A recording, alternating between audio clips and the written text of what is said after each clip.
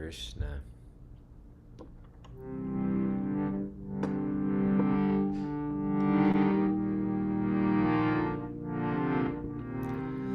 Jaya Radhamat Hava Jaya Kunja Bihari Jaya Radhamadhava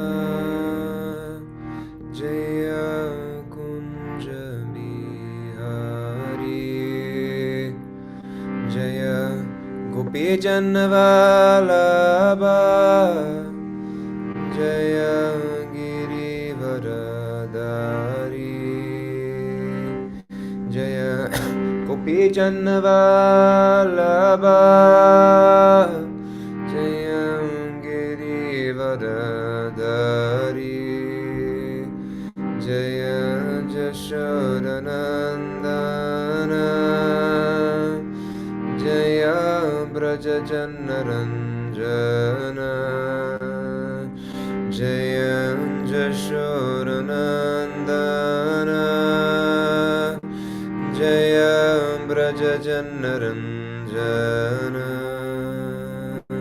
Jaya Jamuna Tiravanachare Jaya Kunja Bihari Jaya Jamuna Tiravanachare Jaya Kunja Bihari Jaya Radha Madhava Jaya Kunja Bihari Jaya Radha Madhava Jaya Kunja Bihari Shri Radha Madhava ki jai Shri Radha Murlidhar ki jai Shri Prabhupada ki jai Nitai Gaura Premanande Hari Hari Bol Hare Krishna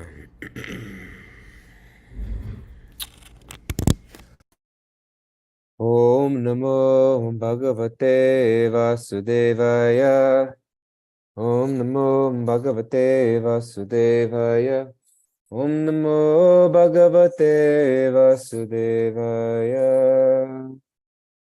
Om Jnanatimirandasya Kiranjana Shalakaya Chakshurunvindatanjena Tasmai Sri Gurave Namaha Mukam Karoti Vachalam Bhangam Langayate Girim Yakripatamaham Vande Shri Guru Dinatarinam Hare Krishna, dear devotees, thank you all so much for being here. I wanted to share something real quick before we started. It's from the second canto of Bhagavatam. First canto of Bhagavatam, second chapter. It's a verse often quoted before reciting Srimad Bhagavatam, and it's really sweet. So let me just share that with us real quick, because I think that it just shares the mood of Srimad Bhagavatam. So there's this famous verse, oft quoted before reciting Srimad Bhagavatam. Nashta presha bhadrishu nityam bhagavata sevaya bhagavati utamashloke bhaktir bhavati naishtaki.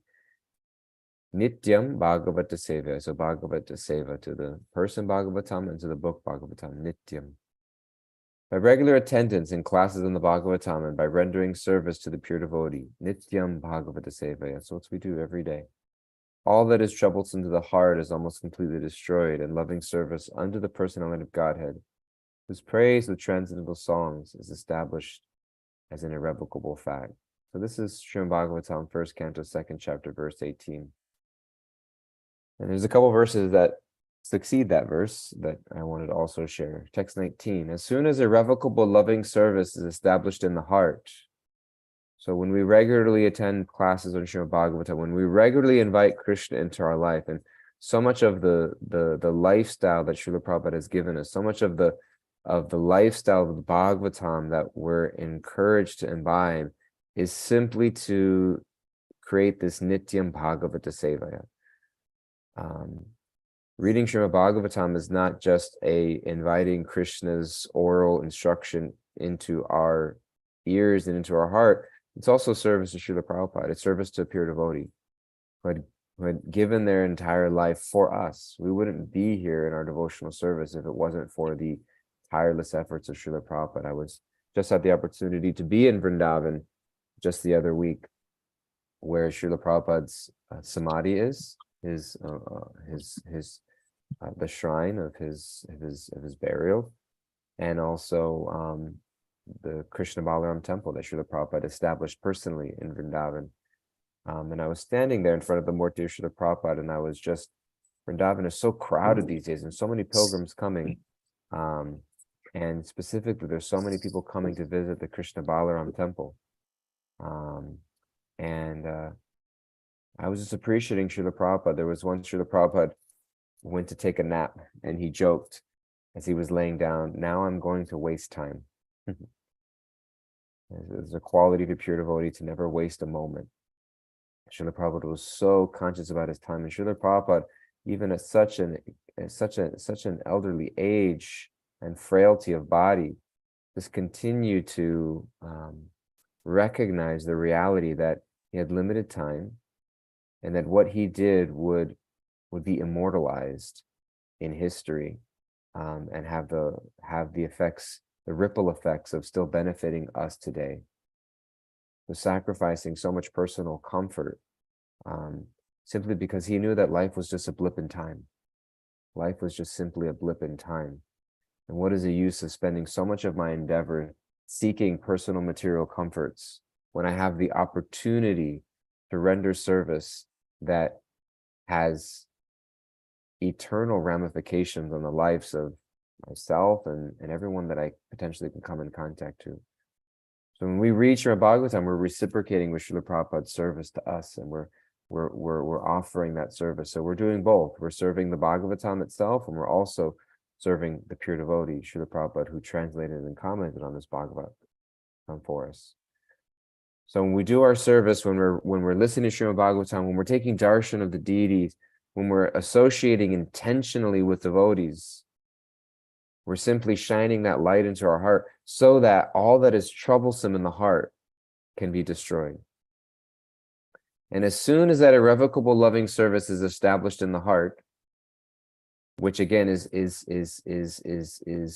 established through that continuous invitation of Krishna into our lives through the various means of devotional service, the effects of nature's mode of passion and ignorance, such as lust, desire, and hankering, disappear from the heart. Then the devotee is established in goodness and becomes completely happy. So the modes of nature release their grip on us, and we start to experience life from a different mode. Thus established in the mode of unalloyed goodness, the person whose mind has been enlivened by contact with devotional service to the Lord gains positive scientific knowledge of the personality of Godhead in the stage of liberation from all material association. The substitute deep verses, we could spend the whole class here, but there's some verses we need to get to. This is just a prelude of the meditation that we should have each day, each time we open the Bhagavatam and hear Krishna's words. And then this verse here, which is the verse I wanted to get to. Thus the knot in the heart is pierced, and all misgivings are cut to pieces. The chain of fruitive actions is terminated when one sees the self as master. This Hridaya Granthi is mentioned multiple places in the Bhagavatam. Hridaya means the heart, and Granthi means this knot. Everybody feel like this knot of misgiving in the heart, where we hold grudges, or when we wish ill on other people, or when we're feeling a sense of competition or a sense of insecurity because somebody else seems to be doing better than me in life. Somebody else is getting a recognition for their service that I'm not receiving. Somebody else's success in spiritual life makes me feel less about my own. Somebody hurt me in a way that I feel there needs to be ramifications for. This Hridaya Granthi, these knots in the heart, they don't necessarily, it's not that we don't experience them, but that they start to matter a whole lot less. because we're experiencing a different mode of nature, because we're no longer drowning ourselves in it, but we're rising above, and we're experiencing Krishna's presence in our life. So vidyate hridaya grantis chidyante sarva samsha ksyanti kshaya karmani drishta evat manishvare. Thus the knot in the heart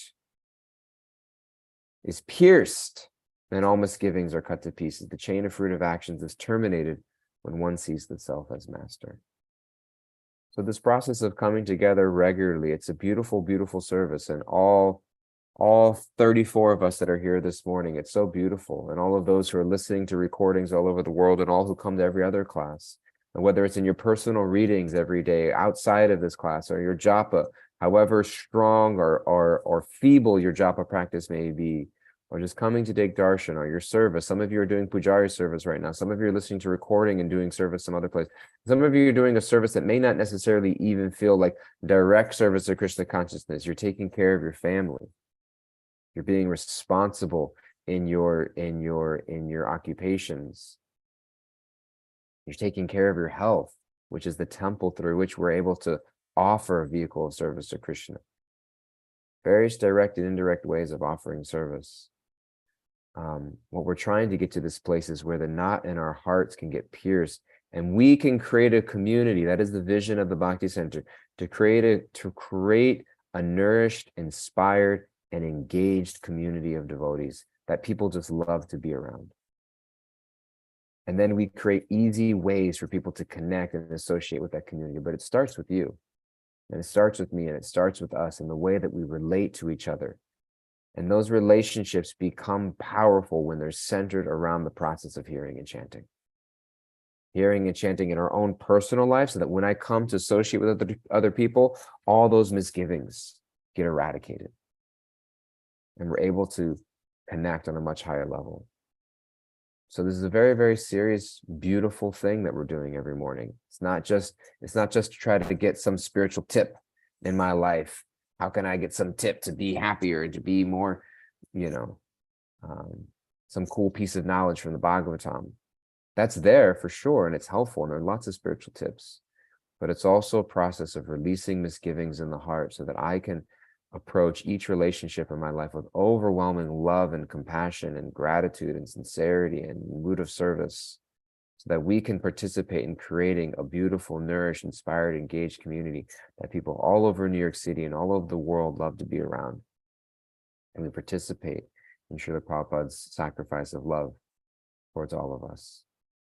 So, a little prelude to today. It's been on my mind, and I was reading those verses, and I wanted to share them with all of you and express my gratitude for all of you for giving me the opportunity to come and be here and read Srimad Bhagavatam in association of all of you, because we know that reading Srimad Bhagavatam in association of devotees is the real key that unlocks the mystery of Krishna's understanding, as he describes it in the Bhagavad Gita.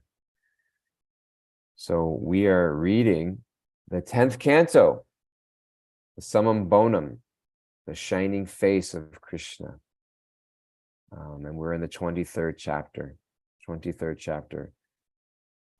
The Brahman's wives blessed. And we are in verse 29. So just one verse today. Okay, verse 29 today. Okay, we know that the pastime we've been in is that Krishna, Balaram, the cowherd boys, were hungry, and they went to the Brahmins to receive some food. And the Brahmin said, "Get out of here, we're busy." And so Krishna then sent them to the wives of those Brahmins to display and to show the example of what it means when those misgivings of the heart are completely eradicated, and the only desire is to serve and please Krishna. How many of us can say that I'm actually doing my service because I just want to please Krishna? Or how much of it is mixed with so many other icky things? And it's okay to have it mixed with those icky things, as long as we're just aware. And in many ways, sadhana bhakti is the process of becoming increasingly aware of the mixed motivations I have in my devotional service, and a weeding out in the process that we call anartha nivritti, so that I can actually come to the stage of nishta. Nishta is the stage of bhakti that succeeds anartha nivritti, because while we're still in anartha nivritti, we have various mixed motivations. And when things don't go our way, I become discouraged and I feel like giving up. Why? Because I'm not getting what I want out of my service. But I thought your service was just to please Krishna. Oh, well, I realize there's a couple other things going on. So as long as we have anarthas infested in the heart, to that degree, our bhakti is unsteady. And as soon as those anarthas, to the degree to which those anarthas become weeded out of the heart. So in many ways, sometimes in the pursuit of our devotional service, things may not go the way we wanted them to, and that's okay. As long as I'm willing to humble myself in the process and say, you know what, Krishna, what weed are you showing me that's in my heart right now? What a blessing that I have the opportunity to come face to face with a weed that's in my heart, that's crowding out the seed of devotion and the creeper of devotion, so that I can get to the place. I'm coming one step closer to nishta, one step closer to steadiness and love towards you. It's painful, maybe uncomfortable, maybe embarrassing, maybe, as Richard Rohr says, humiliation precedes humility. Every day there's a new humiliation, externally or internally. When we realize how much we're like the Brahmins and less like the wives of the Brahmins. So Krishna's giving us this contrast. In text 29. Ooh, it's a big verse.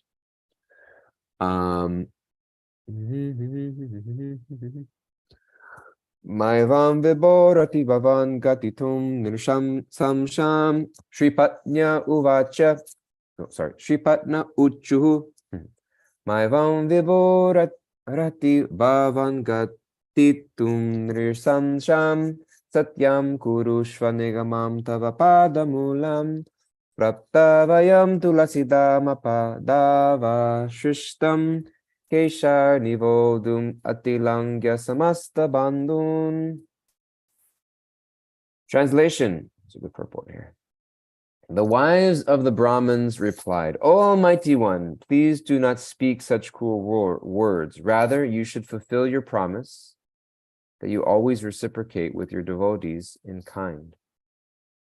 Now that we have attained your lotus feet, we simply wish to remain here in the forest, so we may carry upon our heads the garlands of tulsi leaves that fall from your lotus feet. We are ready to give up our material relationships. Isn't it so beautiful? There it is right there, right? No desire other than to serve Krishna. We simply wish to remain here in the forest. So, why? Not because it's just so beautiful. Not because it's so peaceful. Not because anything that it does for them, but because we want to carry upon our heads the garlands of tulsi feet that fall from your lotus feet. Because we want to remain immersed in your devotional service. And I'm ready to give up everything else that gets in the way of that. I'm ready to let go of the weeds. And what's interesting here is that we're ready to give up all material relationships are specifically mentioned. What is the difference between a material relationship and a spiritual relationship? Material relationship is that which reinforces the idea that I'm in the center and that things belong to me. So a material relationship doesn't mean that if you're my material brother or my material mother or my material son or my material friend, quote unquote, that's bad. But the relationship is determined by how I approach it and see that person in my life. Do I see that person's purpose is to serve me? and my ego narrative and my story? Or do I see that person as a representative of Krishna in my life that is meant to teach me the lessons I'm meant to learn, and I'm meant to serve them in a way that elevates me past the place of anartana vritti? Isn't it so true that the relationships in our life expose to us the ways in which we think we're Krishna? Relationships in the material world expose to us the ways in which we think we're Krishna. Whether it be our spouse or our partner or our kids or our parents or our friends or our boss or our employees or our whoever. But a spiritual relationship is that relationship where I'm simply reminded I'm servant of the servant of the servant. And we become inspired by another person's imbibing of the mood of servant of the servant of the servant. And together we can do so much more service for Krishna. Purport. Here the Brahmin's wives are saying something similar to what the gopis say at the beginning of the rasa dance, Bhagavatam 10:29-31. Let's take a look. The beautiful gopis said, "O powerful one, you should not speak in this cruel way." What way? The gopis had left their homes to come and dance with Krishna. Adi Purush, there he is, Adi Purush. Devo yatadi Purusha bhajate mumuksham, the primeval Lord, Narayan. And so the gopis are referring to Narayan in this verse as Adi Purush. O powerful one, you should not speak in this cruel way. Do not reject us, who have renounced all material enjoyment to render devotional service to your lotus feet. There it is again. Reciprocate with us, O stubborn one, just as the primeval Lord, Sri Narayan, reciprocates with the devotees in their endeavors for liberation. So what is the way in which the gopis want to be reciprocated? With nothing other than Krishna. We just want you. And that becomes the hallmark of a steady devotee. They give up everything else and they refuse to go away. They refuse to accept shelter anywhere else. It's not like, oh, I gave up everything. I tried to serve Krishna. He didn't want me. Let me go somewhere else. It's like the chakora bird. Am I getting that right? Somebody wants to correct me, but I believe it's the chakora bird, who drinks no water other than that which falls directly from the cloud, and refuses and will wait until simply that rainwater falls directly. So back to here, we're getting this example again and again. This is the hallmark of the Bhagavatam, and specifically the 10th canto of the Bhagavatam, the residents of Vrindavan, the gopis of Vrindavan, the wives of the Brahmins. When Krishna tells them to go home as well, like this verse, the gopi statement begins with the word Maivam Vibo Rati Bhavan Gaditum Nirsamsham. So there it is there. There it is there. The same exact phrase. Amazing. Nigama refers to the Vedic literature, which states that one who surrenders at the lotus feet of the Lord does not return to this material world. Thus, the Brahmins' wives appealed to the Lord that since they had surrendered to him, it was unfair to him to order them to return to their materialistic husbands. According to Srila Vishwanath Chakravarti Thakur, Lord Krishna might have pointed out to the Brahmins' wives, "You young ladies are members of the aristocratic Brahmin community, so how can you surrender at the feet of a mere cowherd boy?" To this, the ladies might have replied, "Since we have already surrendered at your lotus feet, and since we desire to become your servants, we are obviously not maintaining a false identification as members of the so-called Brahmin community. You can easily ascertain this from our words." Lord Krishna might have replied. So this is clearly coming from our acharyas, and specifically Vishwanath Chakravarti Thakur would often have these hidden internal dialogues in between the verses. We're saying, well, Krishna may have said this. He does this in the Bhagavad Gita. Well, Arjuna may have been thinking this, and therefore Krishna said this. So we're getting this insight into the transcendental vision of our acharyas. So Lord Krishna might have replied, "I'm a cowherd boy, and my proper maidservants and girlfriends are the cowherd girls, the gopis." The wives might have answered, "True, let them be so. Let them shine forth if you are embarrassed in front of your relatives to make Brahmin ladies your maidservants. We certainly don't want to embarrass you.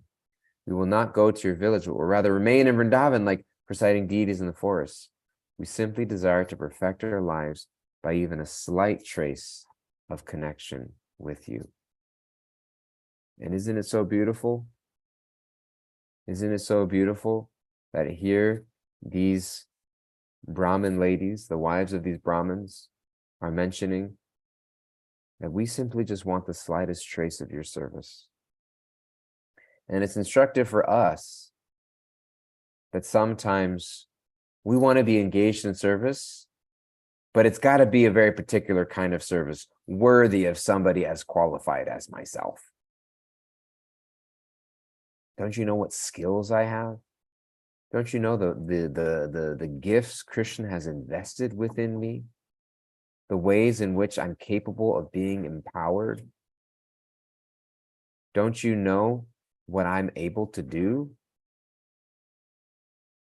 Don't you know the services I'm qualified for? And we get to this place where we think it's got to be this service or no service. And the Brahmins of Vrindavan are saying, okay, I get it. For whatever reason, you're saying that the cowherd girls of Vrindavan, because you're a cowherd boy, are elevated and qualified to serve with you in a certain way. And because we are Brahmin lady maidservants, we don't want to embarrass you. We'll simply go, we won't go to the village, we'll just remain in Vrindavan, and we'll desire even a slight trace from a distance of connection with you. We just want to be included in your service. And as devotees, it's so easy for us to take service for granted and to label things as the important services or the unimportant services, the fun services and the not so fun services, the exciting services and the not so exciting services. And we lose track of how important any opportunity to perform services. It's a trick of the mind and material way of thinking. That repetition creates redundancy, creates boredom, creates taking for granted. That when something becomes easily available and accessible, we take it for granted. And a service that is so easily available becomes something that we take for granted, and without failing to recognize this is an opportunity to render service. And when we look at the senior devotees of our movement, we look at the people that genuinely inspire us. We look at the people who have given decades of their lives in the service of Guru and Krishna, who are experiencing deep transcendental emotion, just like when Krishna says in the beginning of the 9th chapter of the Bhagavad Gita, he says, Raja Vijay Raja Guyam Pavitram Idam Uttamam Pratyaksha Vagamam Dharmyam Susukam Kartam Avyavyam. Susukam Kartam. It is joyfully performed. Why? Because it's giving direct perception of the self by self-realization. And what is the self? The self is Satchit Ananda. And so, very sincere advanced devotees have not overlooked this principle, that I can experience Krishna, I can experience my true nature in the simplest of services. Because patram pushpam palam toyam yo me bhaktya prayachati, Krishna says in the 9th chapter of Gita, that even if I offer Krishna the simplest of services with love, he will accept it. And therefore, just like the Brahmin ladies of Vrindavan, we'll get even a slight trace of connection with you because you'll be reciprocating with our service. And that's all that I'm looking for. That's all that I'm looking for. I'm not looking to satisfy anything else within myself other than the need to be in your loving service. Thus, by the spiritual insight of Srila Vishwanath Chakravarti Thakur, we learn that the Brahmin's wives offered to remain at a distance and simply take the tulsi leaves that would fall from the lotus feet of Krishna or be crushed by the feet of his girlfriends when he would embrace them. How many of us oftentimes feel the need to be in the center? tough sometimes when you're infested with a material ego to see other people succeeding in spiritual life and getting all kinds of recognition for their service, especially when we know we're qualified to do the same service. That could have been me. Should be me. It is me. But the wives of the Vrindavan are saying, that's okay. You go and embrace the cowherd maidens of Braj.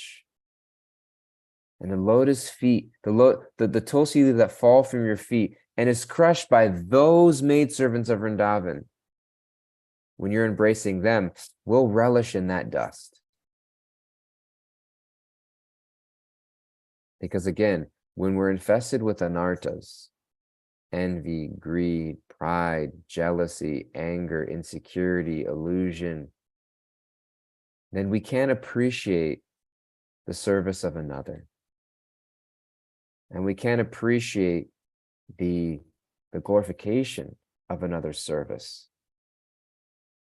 And it's hard to appreciate Krishna's reciprocation with another's service. And for us to feel the overwhelming sense of fulfillment and gratitude just to witness another person's exchange of service with Krishna. And the overwhelming fortune just to be situated in the afterglow of that service.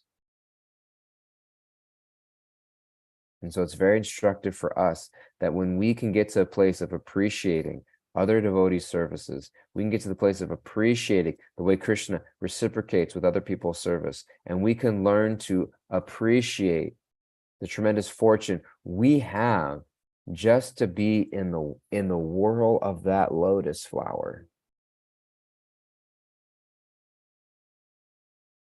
And appreciate that.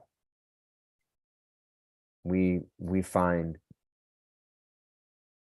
susukam kartam avyayam. Susukam kartam avyayam. And in some ways, that's a direct barometer of how we're doing in the stage of anartha nivritti, is how joyful we're able to perform our devotional service. Because it indicates what my desire is. Is it to serve Krishna? Or is it to receive something else? And for all of us, it's mixed. Don't think that you have no desire to serve Krishna. We all have some desire to serve Krishna. We wouldn't be here. We're not pure unalloyed servants, and we're also not demons. The ego tells us that we're one or the other in extremes. We're conditioned souls covered by anarthas making our way towards Krishna. And we have to encourage each other in that way. Remind each other, you're doing well. You're throwing yourself at Krishna. Keep going. The ladies offered to carry these tulsi leaves upon their heads. Wow, isn't that a tall order? Isn't that a tall order? To carry the service of another devotee on your head, to worship the service of another devotee, to appreciate the service of another devotee. Those leaves specifically mentioned, crushed by the feet of his girlfriends that he would embrace. They're not being embraced by Krishna, but they're simply receiving the tulsi leaves that fell from that embrace. Thus renouncing the desire to become Krishna's intimate girlfriends or maidservants, a position they knew was difficult to achieve, the young Brahmin ladies begged to remain in Vrindavan forests. It's not the case that unless I'm in the center, unless I'm given the topmost service, I don't want to be here. When we leave devotional service, it exposes something about our ulterior motives. And each of us will have that opportunity, that option, once, if not many times throughout our devotional life. Do I want to give up my service because I'm not in the center with Krishna? Or do I want to be willing to allow this challenge to expose my ulterior motive and double down on my determination? I don't have to be Krishna's intimate girlfriend or maidservant. I just simply want to remain in Vrindavan. I want to remain in the association of devotees. And where is Vrindavan? Prabhupada set up a society where we can experience Vrindavan without having to buy a plane ticket. Vrindavan is the consciousness of service towards Krishna. The presence of Radha Mulidhar is Vrindavan. The presence of Radha Govinda is Vrindavan. The presence of the altar in your home, when you're invoking the holy names, whenever you're chanting japa or in kirtan. It was Jesus who told his disciples that wherever several of you are gathered in my name, that is my ecclesia. The word church doesn't exist in the Bible. It's a German word or European, Anglo-Saxon word that was put in the Bible, Kirche, which means the Lord's house, that was translated when the Bible finally got translated into English, because the original word of church is ecclesia, which literally means gathering. That's the word Jesus used when he spoke to Peter, and he said, you are the rock on which I will build my church, build my ecclesia, which literally means gathering.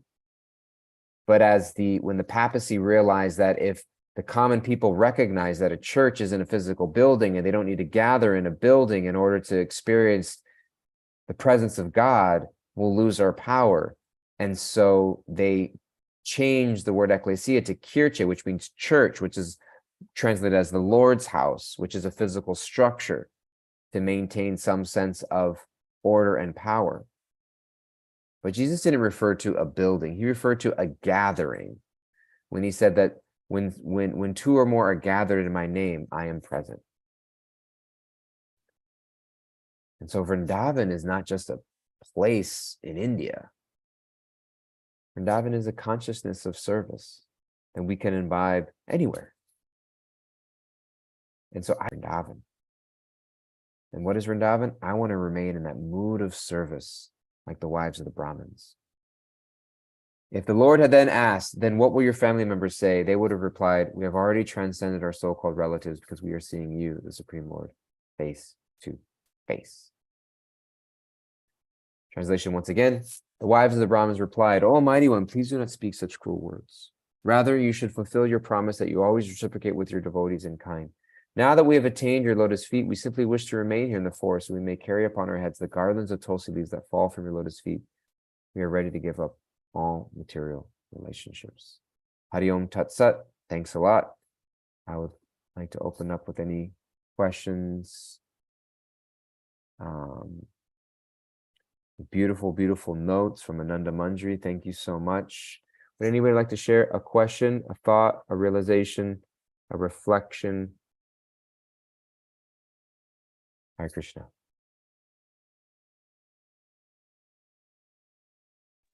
Dayal Gauranga Prabhu, you are our true Pope.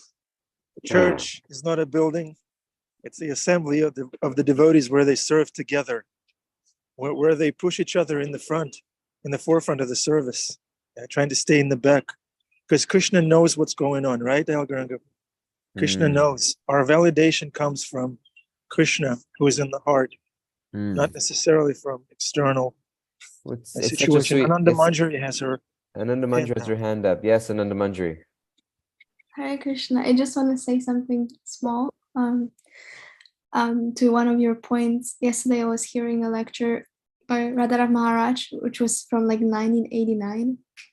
And there was one point that he made about relationships in our communities in devotional service, and how much we are dependent on essentially having the good word put in for us. And when you've spoken about how we are really asked to encourage each other, especially from the point of recognizing our interconnectedness, and then remembering how we came to devotional service through blessings and prayers of other devotees, and we are also succeeding or advancing to the level of how much we are realizing that, or to the level in which we are actually begging and asking for that. And ultimately too, he was actually specifically describing how even when there are devotees who are going back to Godhead, because they are so soft-hearted and compassionate, they will remember like every devotee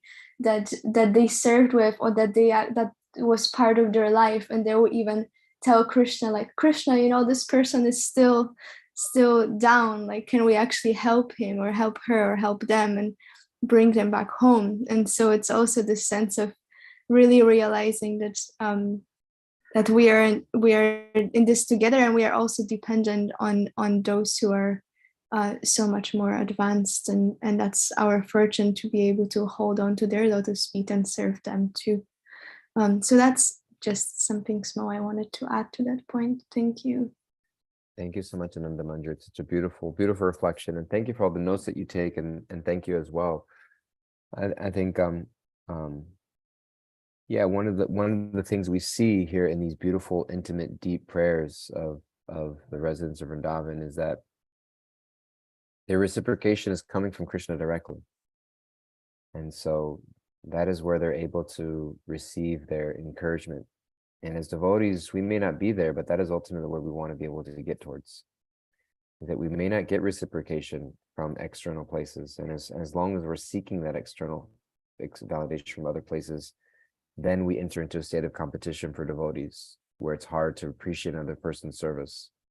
And when we get to that place where we know that even if the world doesn't see it, Krishna is reciprocating with my service internally, then there's an unlimited capacity to appreciate other devotees' service, because there's no lack of reciprocation, because we're not fighting and competing for attention from the outside world.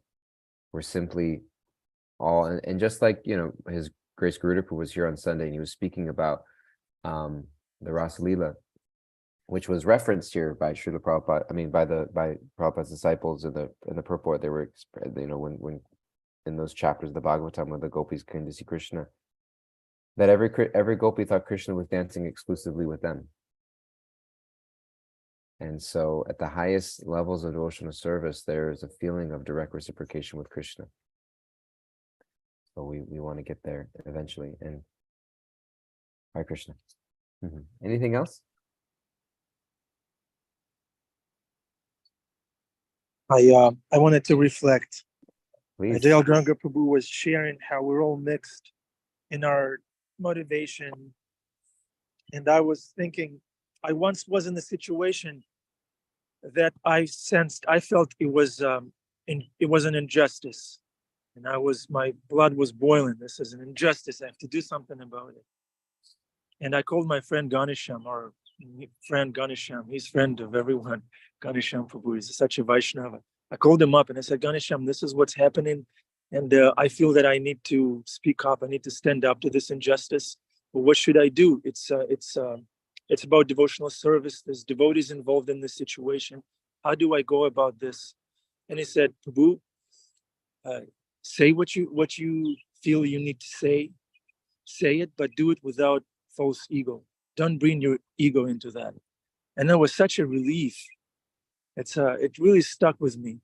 So it's okay to do what we feel is right. It's okay to speak up and stand up to what we feel is injustice.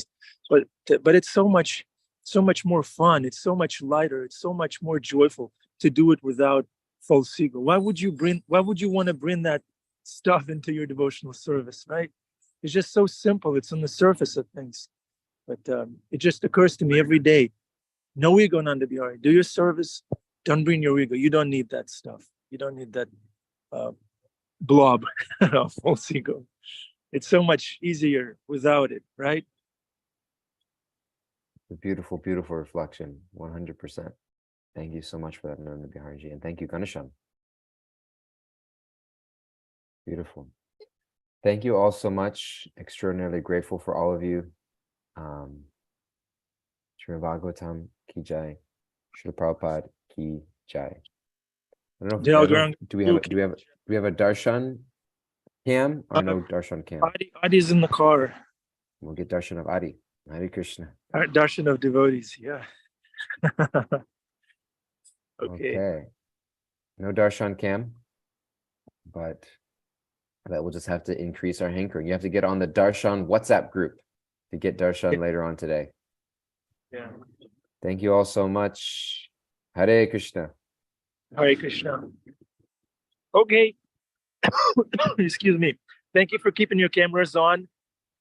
We were very delighted to see you smiling, to see you satisfied by devotional service to the Bhagavatam. Sundarananda Prabhu is still going through the pages. He just can't stop serving Srimad Bhagavatam. Nice, Sundarananda ji. Hare Krishna. I'm just trying to catch up for me. Andrea just gave me the work number. Okay, yeah, catching up. Yeah, catch up. If we fall behind, catch up. Like Sundarananda ji. Jamuna Jaya, Hare Krishna, nice seeing you. Beautiful day, Jamuna Jaya. Scarlett, Adi in the car, Bhima in the car, William in the car, Jeffrey Eckler. Where are you squatting? What apartment are you in? Whose apartment are you in? Jeffrey Eckler. Okay. All right. It's a beautiful day for a beautiful day. Put your ego aside, keep serving, and come again tomorrow. We love you dearly. Thank you very much for being part of this family. Hare Krishna.